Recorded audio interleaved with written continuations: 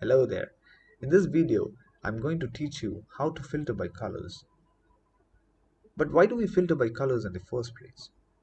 This becomes really useful where, in the situations where colors are used to categorize or highlight specific data. For example, let's have a look at this data. We have a couple of tasks and their status, where completed is colored in green, in progress tasks are in yellow, and not started is shown in red. I want to filter and see which all are completed, right?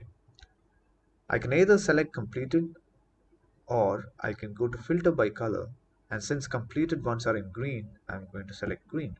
Now you're able to see only those which are completed. Let's say I want to look at those which are not yet started. For that, I'm going to select red, and you're able to see those tasks which are not yet started, and that's one. So this is how you filter by colors.